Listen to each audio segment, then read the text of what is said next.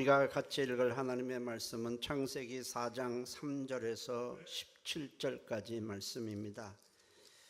교독을 하시겠습니다. 제가 한 절 읽고 여러분들 한 절 읽으시면 되겠습니다. 세월이 지난 후에 가인은 땅의 소산으로 제물을 삼아 여호와께 드렸고 아벨은 자기도 양의 첫 새끼와 그 기름으로 드렸더니 여호와께서 아벨과 그의 제물은 받으셨으니 가인과 그의 제물은 받지 아니하신지라. 가인이 몹시 분하여 안색이 변하니 여호와께서 가인에게 이르시되 네가 분하여 하면 어찌 됨이며 안색이 변하면 어찌 됨이냐. 네가 선을 행하면 어찌 낯을 들지 못하겠느냐. 선을 행하지 아니하면 죄가 문에 엎드려 있느니라. 죄가 너를 원하나 너는 죄를 다스릴지니라. 가인이 그의 아부 아벨에게 그들이 들에 있을 때에 가인이 그의 아우 아벨을 쳐 죽이니라. 여호와께서 가인에게 이르시되 네 아우 아벨이 어디 있느냐. 그가 이르되 내가 알지 못하나이다. 내가 내 아우를 지키는 자니이까. 이르시되 네가 무엇을 하였느냐. 네 아우의 핏소리가 땅에서부터 내게 호소하느니라. 땅이 그 입을 벌려 네 손으로부터 네 아우의 피를 받았은즉 네가 땅에서 저주를 받으리니 내가 밭을 갈아도 땅이 다시는 그 효력을 내게 주지 아니할 것이요 너는 땅에서 하며 유리하는 자가 되리라. 가인이 여호와께 아뢰되 내 죄벌이 지기가 너무 무거우니이다. 주께서 오늘 이 지면에서 나를 쫓아내시온즉 내가 죄의 낯을 배웁지 못하리니 내가 땅에서 피하며 유리하는 자가 될지라. 물은 나를 만나는 자마다 나를 죽이겠나이다. 여호와께서 그에게 이르시되 그렇지 아니하다. 가인을 죽이는 자는 벌을 7배나 받으리라 하시고 가인에게 표를 주사 그를 만나는 모든 사람에게서 죽임을 면하게 하시니라. 가인이 여호와 앞을 떠나서 에덴 동창 놋 땅에 거주. 같이 읽습니다. 아내와 동침함에 그가 임신하여 에녹을 낳은지라. 가인이 성을 쌓고 그의 아들의 이름으로 성을 이름하여 에녹이라 하니라. 아멘. 기도합니다. 우리가 이 자리에 나오는 것은 하나님을 만나기 위해서요, 하나님이 주신 은혜를 받기 위해서요, 그 은혜로 세상을 살아가기 위함입니다. 하나님의 말씀을 통해서 우리에게 은혜를 주실 때에 우리도 그 은혜를 받을 수 있는 마음이 되도록 인도해 주옵소서. 겸손한 마음으로 예배를 드리고 감사하는 마음으로 예배를 드리고 아멘으로 예배를 받아서 하나님의 은혜가 우리 안에 심겨지게 도와 주옵소서. 예수님의 이름으로 기도했습니다. 아멘. 해볼까요? 불쌍히 여김을 받아야 할 인생.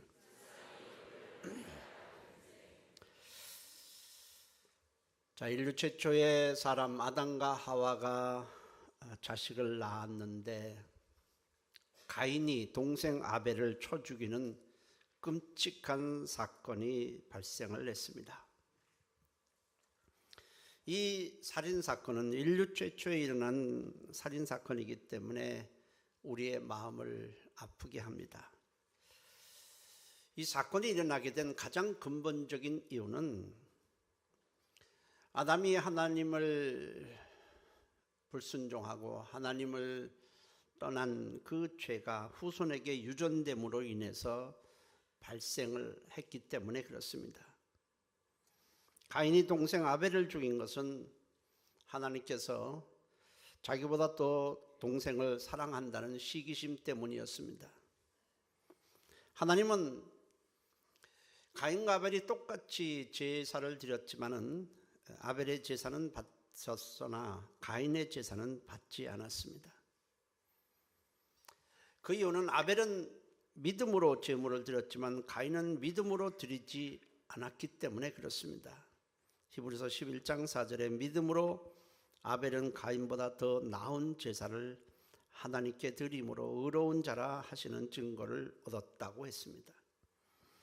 믿음으로 제물을 드렸다는 것은 말씀에 순종하여 드렸다는 것입니다.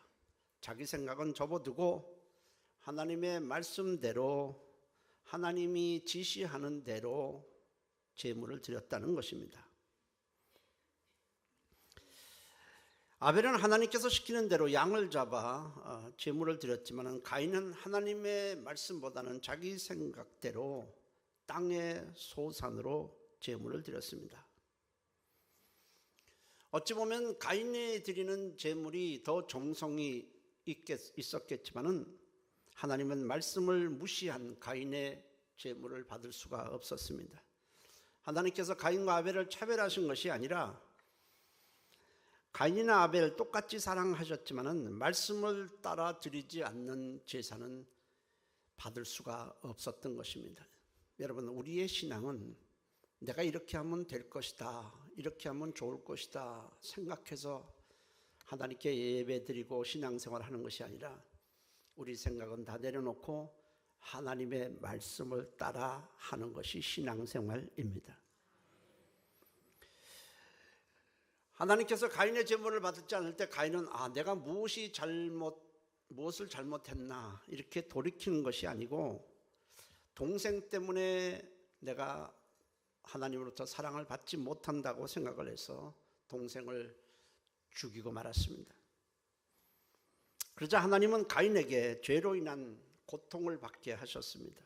창세기 4장 11절 12절에 땅이 그 입을 벌려 네 손에서부터 네 아우의 피를 받았은즉 네가 땅에서 저주를 받으리니 네가 밭을 갈아도 땅이 다시는 그 효력을 내게 주지 아니할 것이고 너는 땅에서 피하며 유리하는 자가 되리라 했습니다. 하나님께서 내리신 벌의 내용은 크게 두 가지인데 하나는 열심히 수고해도 다 헛되다는 겁니다.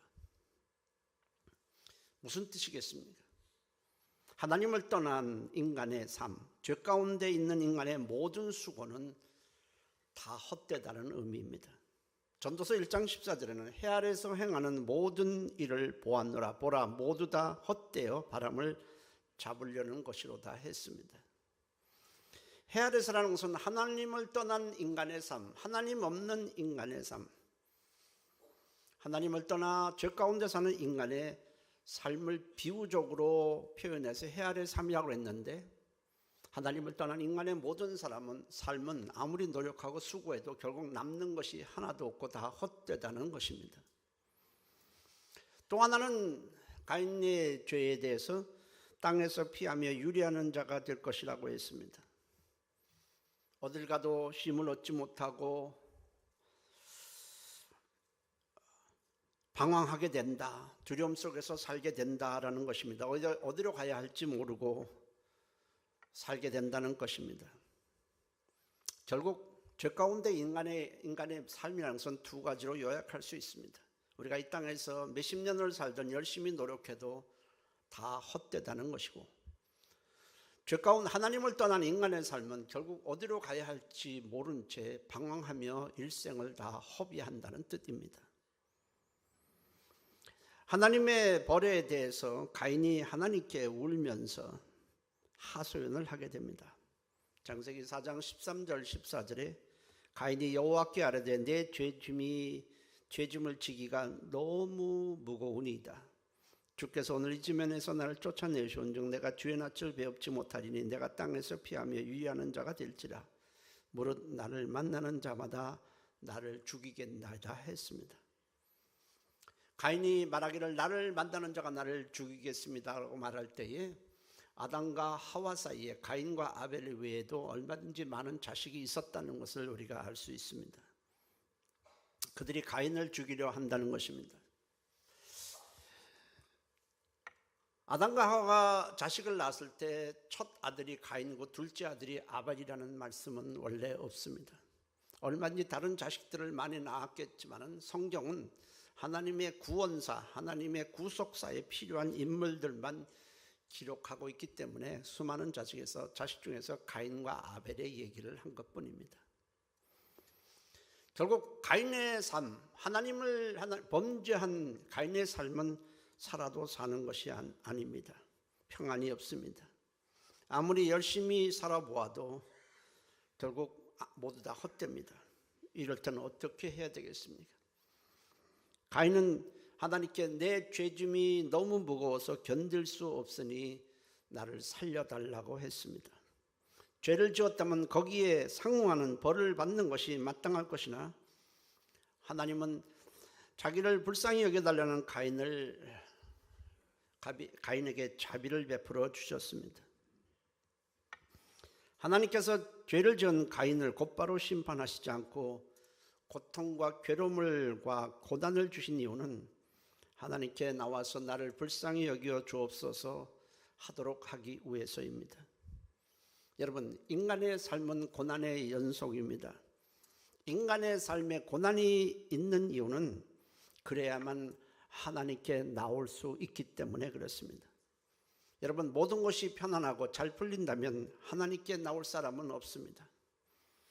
하나님 없이 살게 되면 결국 방황하다가 인간은 죄로 인한 심판으로 멸망할 뿐입니다. 그러므로 여러분, 우리 이 땅에 사는 동안에 고난이 있는 것을 나쁜 눈으로 보면 안 됩니다. 고난이라고 하는 것은 또 하나의 하나님의 메시지입니다. 하나님께 나오라는 것입니다. 하나님 앞에 당당할 수 있는 자는 이 세상에 단 한 사람도 존재하지 않습니다. 왜냐하면 우리 모두 다 가인처럼 죄인이기 때문이고 죄 가운데 있기 때문에 그렇습니다. 로마서 3장 10절에는 의인 없나니 하나도 없다고 그랬고, 로마서 3장 24절에는 모든 사람이 죄를 범하였음에 하나님의 영광에 이르지 못한다고 했습니다. 죄 때문에 결국 하나님의 도움을 받을 수도 없고 하나님을 만날 수도 없고 당연히 구원을 받을 수도 없고 심판을 피할 수도 없다는 의미입니다. 그럼에도 우리가 이렇게 죄를 사함받고 천국을 기업으로 얻은 것은 오직 한 가지, 하나님이 우리를 불쌍히 여기셨기 때문입니다. 하나님께서 인간에게 베푸시는 가장 큰 은총은 우리를, 죄 가운데 있는 우리를 불쌍히 여기신다는 것입니다. 이걸 성경은 긍휼이라고 표현하고 있습니다. 하나님이 우리를 있는 그대로 평가하신다면, 있는 그대로 우리를 바라보신다면 우리는 모두 다 심판을 받아 버림을 받아야 마땅합니다. 그러나 하나님은 이 죄 가운데서 어디로 가야 할지 모르고 방황하고 하나님 없이 사는 우리 인간을 불쌍히 여기셔서 아들을 십자가에 내주시는 엄청난 결단을 하셨습니다. 예수님께서 우리 죄를 짊어지고 십자가에서 우리 죄값을 치르심으로 우리가 이렇게 속죄를 받고 구원을 받고 영생을 얻게 된 것입니다. 이것은 하나님이 우리를 불쌍히 보셨기 때문에 그렇습니다. 에베소서 2장 4절 5절에는 긍휼이 풍성하신 하나님이 우리를 사랑하신 그 큰 사랑을 인하여 죄와 허물로 죽은 우리를 그리스도와 함께 살리셨고 너희는 은혜로 구원을 받은 것이라고 했습니다. 성경은 하나님 없이 사는 인간을 어떻게 하나님께서 보시고 있는지에 대해서 이렇게 말씀하고 있습니다. 마가복음 6장 34절에 목자 없는 양 같음으로 인하여 불쌍히 여기셨다라고 했습니다. 목자가 없는 양, 중동쪽에 가면 양이 있으면 언제나 목자가 있기 마련입니다. 때로는 근데 양이 그 무리에서 이탈해서 홀로 있게 되는 양을 가끔 보게 됩니다. 목자를 떠난 양, 목자를 잃어버린 양은 제대로 먹지 못해서 빼빼 말라 있습니다. 그리고 꾀죄죄합니다. 그냥 놔둘 경우에 맹수의 밥이 될 것은 틀림없습니다. 그러나 목자 있는 양은 토실토실합니다. 두려움이 없습니다. 그것은 나는 지금 목자가 나를 지켜주고 있다, 목자의 사랑을 받고 있다는 표시가 아니겠습니까? 하나님은 우리를 목자 없는 양처럼 불쌍히 보시고 우리에게 다가오시는 것입니다. 도와주시기 위해서, 우리와 함께 하시기 위해서, 우리의 목자가 되주시기 위해서입니다. 나는 떳떳하게 하나님 앞에 나아가겠다고 하는 것은 교만 중에 교만입니다.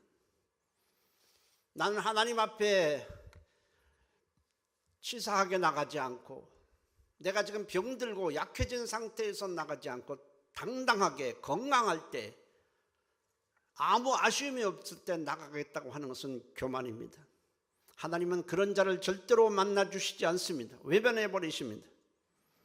하나님께서 우리에게 듣고 싶은 말은 하나입니다. 하나님 나를 불쌍히 여겨 주옵소서입니다. 하나님은 죄짐이 너무 무겁다며 살려달라는 가인을 불쌍히 여기셔서 자비와 은혜를 베풀어 주셨습니다. 하나님은 가인에게 표를 주시고 아무도 해하지 못하도록 하셨습니다. 창세기 4장 15절에 가인을 죽이는 자는 벌을 7배나 받으리라 하시고 가인에게 표를 주사 그를 만나는 모든 사람에게서 죽임을 면하게 하시니라고 했습니다. 그 표가 어떤 것인지는 잘 모르지만 어쨌든 하나님께서 가인을 지켜주시게 됩니다. 만일 가인을 해하려고 하는 자가 있다면 가인이 그동안 죄로 인해서 겪었던 벌의 7배를 받을 것이라고 하셨습니다. 하나님은 비록 살인을 한 죄를 범했지만 하나님께 불쌍히 여겨달라고 했을 때에 하나님은 가인을 불쌍히 여기시고 지켜주셨습니다. 여러분, 하나님이 지켜주시면 아무도 해할 수가 없습니다. 히브리서 13장 6절에 우리가 담대히 말하되 주는 나를 돕는 이시니 내가 무서워하지 아니하겠노라 사람이 내게 어찌하리요 했습니다. 우리도 가인처럼 동일한 죄인입니다. 죄의 형태는 다양하게 나타나지만 우리도 역시 죄인입니다. 그러나 십자가의 은혜로 속죄를 받았기 때문에 우리는 죄에 대한 어떠한 심판도 받지 않게 될 것입니다. 믿음이라는 것은 하나님께 불쌍히 여김을 받는 데서 출발하는 것입니다. 하나님이 불쌍히 여겨주지 않으면 결국 나는 심판을 받을 수밖에 없고 방황하다가 멸망할 수밖에 없는 자임을 고백하는 것이 믿음의 출발입니다. 교회 나왔는데도 여전히 하나님이 나를 불쌍히 여겨주지 않으면 내 미래는 없다, 나는 결국 심판받을 수밖에 없는 자임을 고백하지 않는다면 그 사람은 아직 믿음의 시작도 하지 않는 것입니다. 하나님께서 죄를 사해 주지 않으면 사함받을 길이 없고 하나님께서 불쌍히 여겨주지 않으면 버림을 받을 수밖에 없고 하나님께서 은혜를 베풀어 주시지 않으면 미래가 없고 하나님께서 나를 사용하지 않는다면 나는 무익한 자가 될 뿐이고 하나님께서 믿음을 주시지 않으면 예수를 믿을 수도 없고 구원을 받을 수도 없다는 사실을 고백할 때 우리는 믿음 안으로 들어가게 되는 것입니다. 그것이 바로 하나님 앞에 겸손입니다. 하나님은 교만한 자를 대적하시고 겸손한 자에게만 은혜를 베풀어 주시는 것입니다. 교만이라는 것은 의시된다는 것보다도 하나님 앞에 내가 어떤 자임을 고백하지 않는다면, 하나님을 필요로 하지 않는다면, 하나님을 아쉬워하지 않는다면 그것이 바로 교만입니다. 베드로전서 5장 5절에 하나님은 교만한 자를 대적하시되 겸손한 자들에게는 은혜를 주시니라 했습니다. 여러분, 교만해서 좋을 것은 하나도 없습니다. 사람에게도 그렇고 하나님께도 마찬가지예요. 어떤 택시기사가 흑인 두 사람을 서울 시내에서 태우고 의정부를 향해 가고 있습니다. 그런데 동료 기사로부터 전화가 걸려왔어요. 운전하다가 전화를 제대로 받을 수 없잖아요. 그래서 그 동료 기사한테 말하기를 나 지금 내 차에 연탄 2장을 싣고 의정부로 가고 있어. 그러니까 나중에 전화할게 하고 전화를 끊었습니다. 택시가 의정부에 도착했는데 요금이 12,000원이 나왔습니다. 근데 흑인이 2,000원만 내는 겁니다. 아니 왜 2,000원만 내느냐, 12,000원인데 10,000원을 더 줘야지 그랬더니 흑인이 한국말로 이봐 택시 양반 연탄 2장에 2,000원이잖아 그러더래요. 교만해서 좋을 건 하나도 없어요. 사람 앞에서도 그렇지만은 우리는 하나님 앞에서는 절대로 교만해서는 안 됩니다. 왜냐하면 하나님은 교만한 자를 그냥 놔두시는 게 아니라 아예 대적해버리시기 때문에 그렇습니다. 하나님 앞에서 교만이 무엇입니까? 하나님이 불쌍히 여기지 않아도 나는 상관없다는 것입니다. 하나님의 도움 없이도 살 수 있다는 것입니다. 신앙을 갖고 있으면서도 이만하면 잘 믿고 있다고 자만하는 것은 다 교만입니다. 가인은 죄 때문에 하나님의 낯을 배웁지 못하게 되었음을 불쌍히 여겨달라고 했을 때 비록 살인이라는 엄청난 죄를 저질렀지만은 가인을 불쌍히 여기시고 은혜를 베풀어 주셨습니다. 하나님이 우리에게 듣고 싶은 말이 그겁니다. 하나님 나를 불쌍히 여겨 주옵소서. 누가복음 18장에 보면 바리새인과 세리가 성전에 기도하러 나왔습니다. 바리새인, 누가 봐도 신앙생활 잘하고 있는 자입니다. 교회의 지도층 사람입니다. 반면 세리는 맨 죄만을 짓고 살아서 죄인의 대명사로 불리우는 사람입니다. 세리는 기도생활 제대로 했겠어요? 하나님께 예배를 제대로 드렸겠습니까? 맨 방탕하고 살았던 자가 세리입니다. 바리새인은 참 신앙생활을 모범적으로 한 사람입니다. 먼저 바리새인이 하나님께 기도합니다. 자신이 얼마나 신앙생활을, 믿음생활을 잘하고 있는지, 자기가 잘하고 있는 목록들을 쭉 나열하고는 자기는 저 옆에 있는 세리와는 본질적으로 다르다고 하나님께 아뢰입니다. 누가복음 18장 10절 12절에 두 사람이 기도하러 성전에 올라가니 하나는 바리새인이요 하나는 세리라.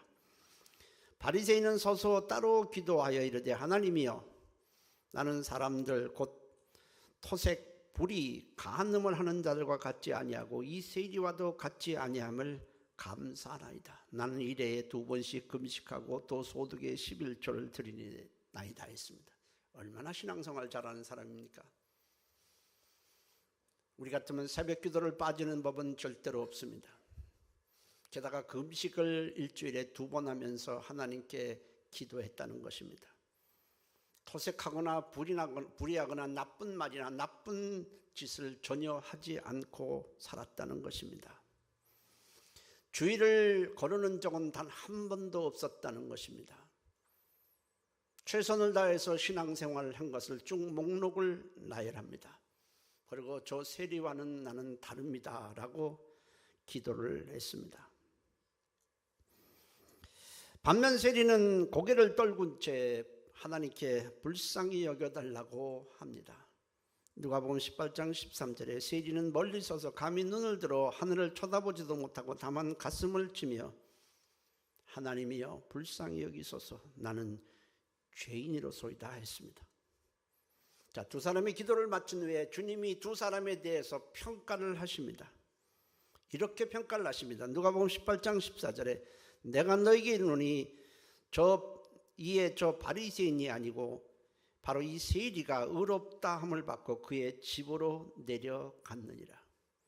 무릇 자기를 높이는 자는 낮아지고 자기를 낮추는 자는 높아지리라 했습니다. 당연히 주님이 바리새인의 신앙생활을 그 목록들을 듣고 칭찬하실 줄 알았는데 주님의 마음은 그게 아니었습니다. 세리가 내 마음에 든다라고 말씀을 하신 것입니다. 그 이유가 무엇일까요? 그것은 행위 때문이 아니라 행위는 당연히 바리새인이 한 것이 행위가 옳습니다. 하나님을 향한 자세가 잘못되었기 때문에 그랬습니다. 하나님이 바리새인으로부터 듣고 싶은 이야기는 얼마나 신앙생활을 잘했는지 목록을 나열하는 것이 아니었습니다. 정말 듣고 싶었던 것은 하나님, 저도 저 세리와 똑같은 죄인입니다. 그럼에도 불구하고 이렇게 내가 믿음 생활을 할 수 있는 것, 내가 하나님의 은혜로 구원을 받게 된 것은 하나님께서 저를 불쌍히 여기셔서 은혜를 베풀어 주셨기 때문입니다. 저도 저 세리와는 본질적으로 다른 것이 하나도 없습니다. 이런 고백을 하나님은 듣고 싶어 했던 것입니다. 우리가 신앙생활을 잘하고 주님께 쓰임 받는다면 그것은 우리가 다른 사람보다 죄가 좀 적기 때문도 아니고 내가 잘나서도 아니고 내가 잘했기 때문도 아니고 전적으로 하나님의 은혜 때문임을 잊지 말아야 하는 것입니다. 우리는 바울의 고백을 귀담아 들어야 합니다.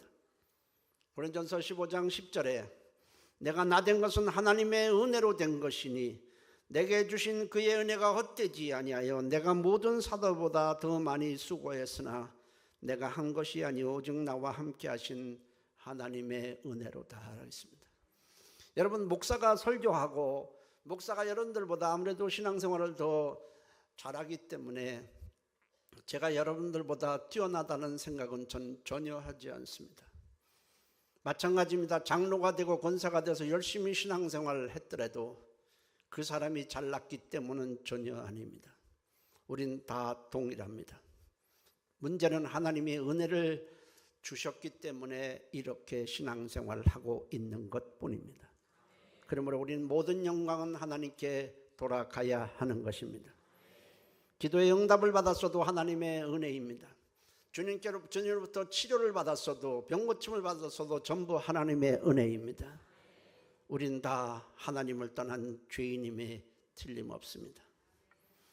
그래서 바울은 누구보다도 열심히 신앙생활하고 많은 교회를 세웠고 많은 병자를 고치고 많은 은혜를 사람들에게 끼쳤지만은 바울은 말합니다. 나의 나된 것은 하나님의 은혜로 된 것이고 내가 그렇게 많은 일을 할 수 있는 것은 하나님의 은혜를 받았더니 은혜가 나를 그렇게 하도록 만들어 주었기 때문이라는 것입니다. 만일 바울이 바리새인처럼 하나님 난 이런 일은 많이 했습니다, 이렇게 많이 했습니다라고 자랑했더라면 하나님은 바울의 얼굴을 외면하셨을 것입니다. 하나님은 우리에게서 불쌍히 여겨달라는 소리를 듣고 싶어 합니다. 예수님께서 여리고를 가시는데 사람들이 예수님을 많이 따릅니다. 맹인으로 날 때부터 맹인이었고 거지였던 바디메오가 사람들이 웅성거리는 소리를 듣고 사람들에게 묻습니다. 도대체 왜 이렇게 시끌벅적합니까? 사람들이 바디메오에게 말합니다. 예수님이 이곳을 지나가신다. 그 말을 듣고 바디메오가 소리를 지릅니다. 다윗의 자손 예수여 나를 불쌍히 여기소서. 다윗의 자손이라는 것은 구약 때 메시아로 오실 분을 가리키는 말입니다. 보통 소리를 지르는 것이 아닙니다. 왜냐하면 사람들이 운집해 있고 자기의 소리가 예수님께까지 들리게 하려면 얼마나 큰 소리로 질렀겠습니까? 다윗의 자손 예수여 나를 불쌍히 여기소서 하지 않았겠습니까? 사람들이 깜짝 놀랍니다.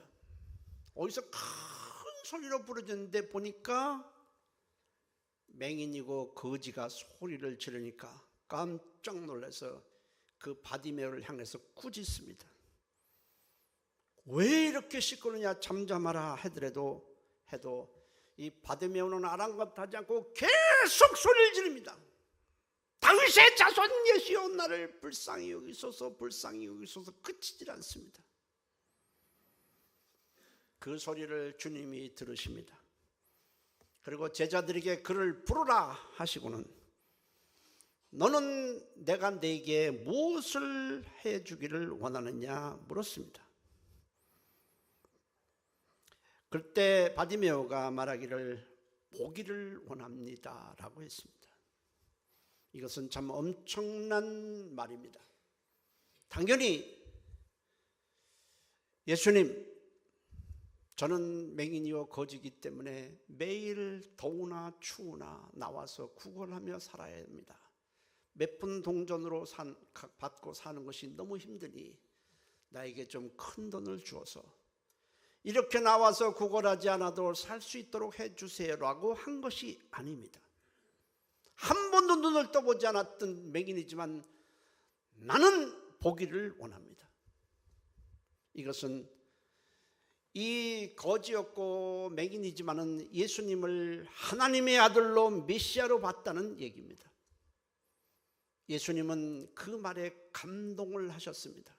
불쌍히 여겨달라는 그 말에도 감동을 받았지만은 바디메오가 보기를 원합니다 했을 때 너는 참 나에게 불가능한 일을 구하는구나 하지 않으시고 알았다. 내 믿음대로 될 것이다. 그 말씀 한마디에 바디메오는 한 번도 눈을 떠보지 않았던 바디메오가 눈이 떠졌고 그 후에 예수님을 따르는 제자가 되었습니다.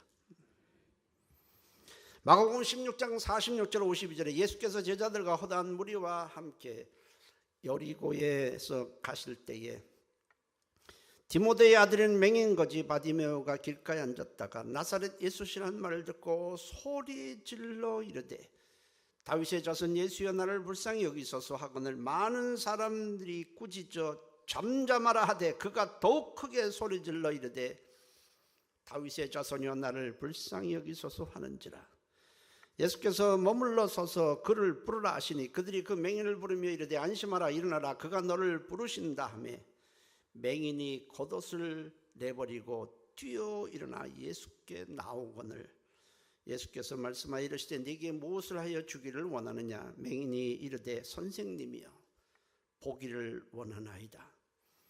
예수께서 이르시되 가라 네 믿음이 너를 구원하였느니라 하시니 그가 곧 보게 되어 예수를 따르니라. 가인이 죄짐이 너무 무거워서 나는 견딜 수가 없습니다. 이 죄짐에 눌려서 이 고통 때문에 나는 살아갈 수가 없습니다. 그리고 주님의 얼굴을 대면하지 못함으로 나는 결국 세상을 유리하며 방황하다가 살다가 결국 멸망할 수밖에 없으니 하나님 나를 살려주십시오. 애원했을 때 하나님은 비록 중죄를 지은 죄인이지만 가인을 불쌍히 여기시고 지켜주시고 은혜를 베풀어 주셨습니다. 그런데 안타까워요.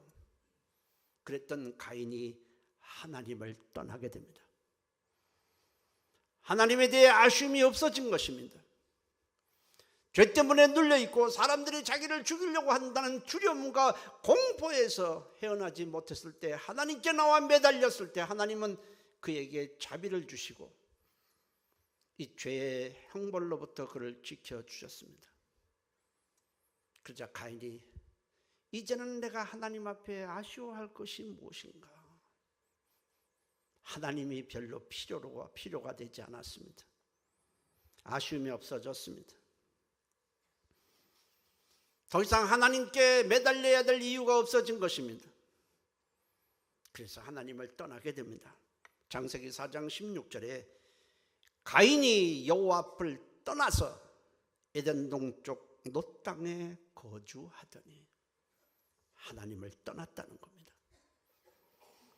그리고 글로 가서 성을 쌓았다고 했습니다. 창세기 4장 17절에 가인이 성을 쌓고 그의 아들의 이름으로 성을 이름하여 에녹이라 하니라. 여기 에녹은 하나님과 300년 동안 동행하며 살았던 믿음의 사람 에녹은 아닙니다.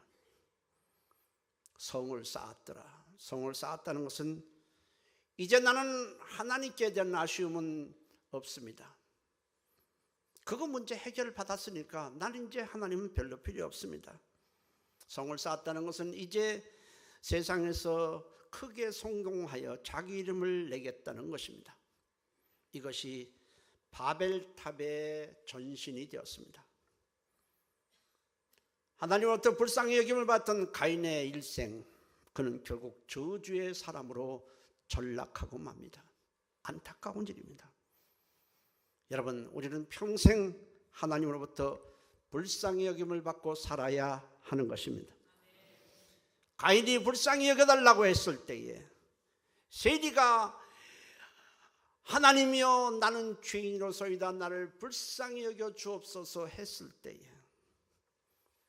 맹인이고 거지였던 바디메오가 하나님 다윗의 자손 예수여 나를 불쌍히 여겨 주옵소서라고 했을 때에 하나님은 그 소리에 응답하셨습니다. 하나님이 듣고 싶어하는 말은 그겁니다. 하나님, 나는 나를 불쌍히 여겨 주옵소서.